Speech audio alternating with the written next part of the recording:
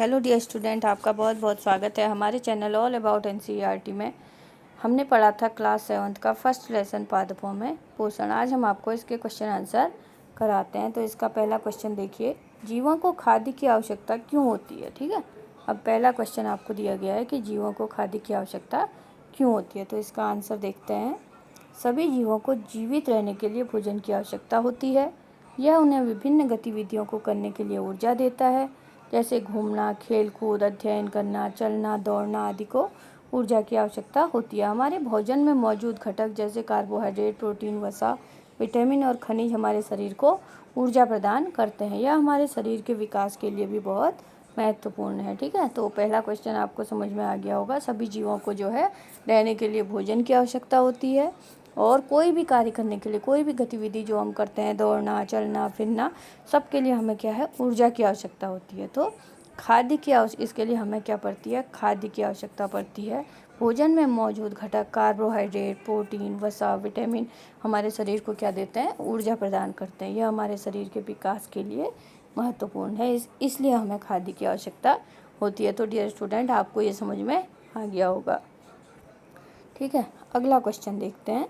परजीवी और मृतजीवी में अंतर बताइए। अब देखिए, पहला, परजीवी और मृतजीवी में क्या अंतर है, ये आपको बताना है। ठीक है, तो परजीवी वह जीव जो किसी अन्य जीव के शरीर पर बढ़ता है और उसके पोषक तत्वों को प्राप्त करता है, परजीवी के रूप में जाना जाता है। परजीवी का उदाहरण अमरबेल। मृतजीवी जो जीव मृत या क्षयकारी कार्बनिक पदार्थों से पोषण प्राप्त करता है, उसे मृतजीवी कहा जाता है। मृतजीवी के उदाहरण कवक और कुछ बैक्टीरिया हैं। तो मृतजीवी के उदाहरण क्या है, कवक और बैक्टीरिया, ये क्या है, मृतजीवी। और परजीवी जो होते हैं, जो किसी अन्य जीव के शरीर में पलता है। ठीक है, ये आपने पढ़ा था, आपको समझ में आ गया होगा।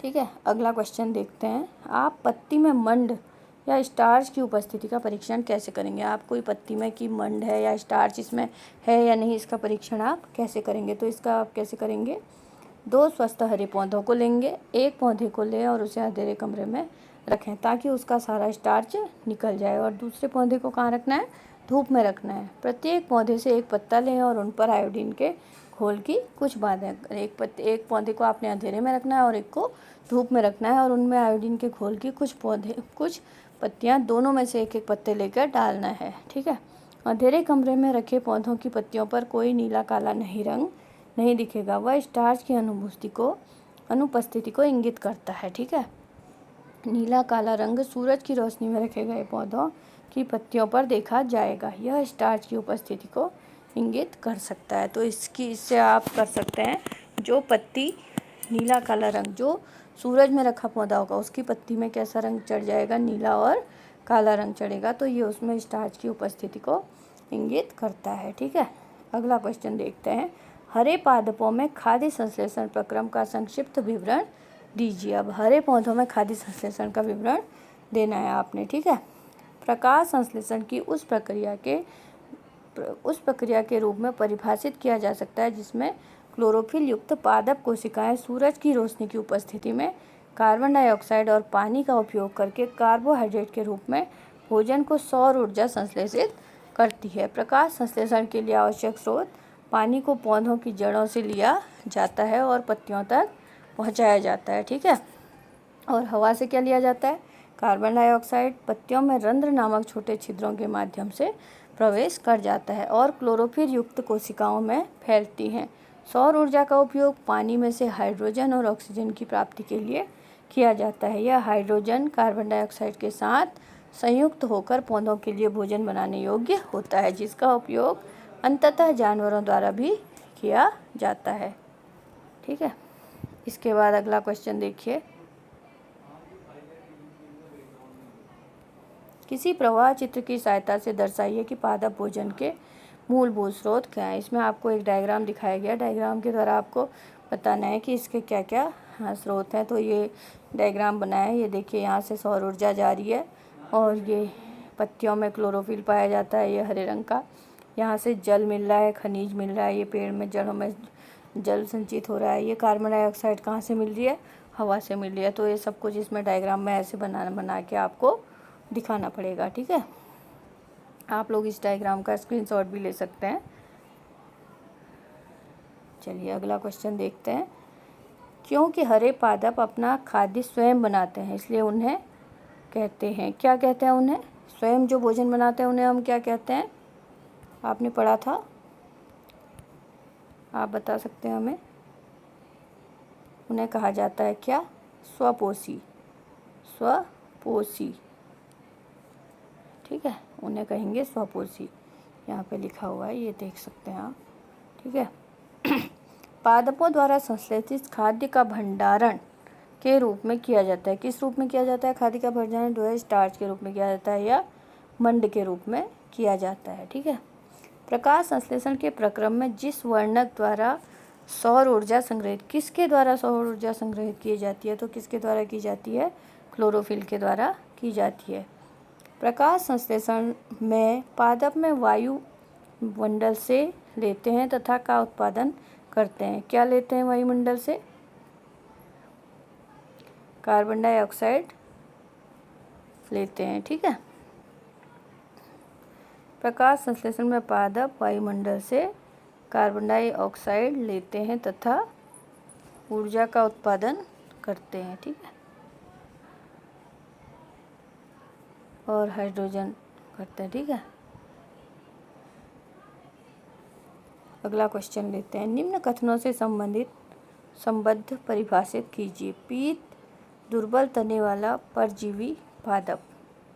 पीत दुर्बल तने वाला परजीवी पादप कौन है? ये है अमरबेल। एक पादप जिसमें स्वपोषण व विषम पोषण दोनों ही प्रणाली पाई जाती है। कोई ऐसा पौधा बताइए जिसमें स्वपोषण भी होता है और विषम पोषण। तो ये है घटपर्णी, जो कि इस तरह से घड़े के आकार का होता है और कोई कीड़ा आता है तो इसके अंदर बंद हो जाता है, ठीक है।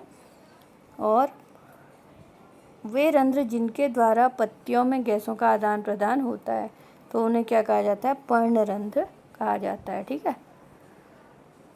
अब देखिए क्या है, कॉलम ए में दिए गए शब्दों का मिलान कॉलम बी से कीजिए।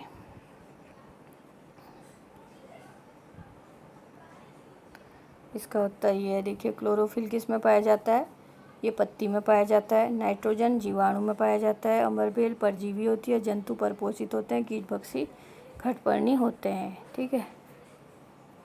इसमें भी आप ऐसे भी लगा सकते हैं इसमें, ठीक है। कीटभक्षी क्या होते हैं? घटपर्णी होते हैं। अमरबेल परजीवी होती है।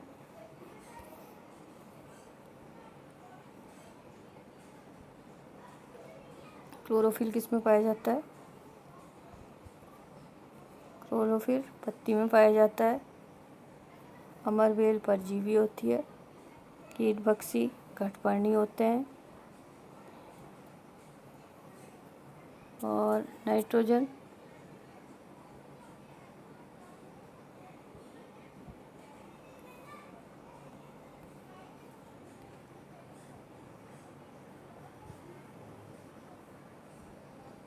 जीवाणु। नाइट्रोजन जीवाणु लेते हैं तो और फिर पौधों तक पहुंचाने का काम करते हैं, और जंतु क्या होते हैं? परपोषित होते हैं, ठीक है। अब आपको सब समझ में आ गया होगा। और कीटभक्षी कौन होते हैं? घटपर्णी होते हैं। और अमरबेल क्या होती है? परजीवी होती है, ठीक। ये आपको इसमें भी दिखाया गया है। अब इसमें देखना है आपको सत्य और असत्य कथन छांटने हैं, ठीक है।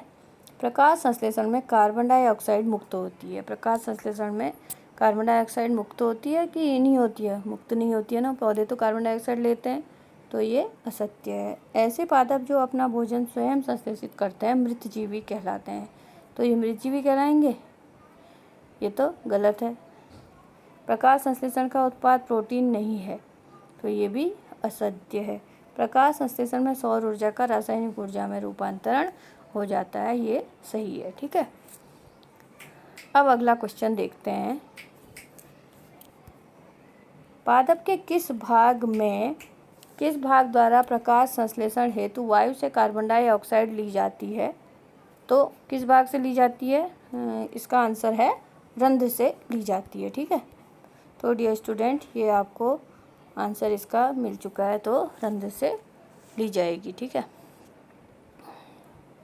वायुमंडल से मुख्यतः जिस भाग द्वारा पादप कार्बन डाइऑक्साइड प्राप्त करते हैं वह है जड़, तना, पुष्प, पत्तियाँ।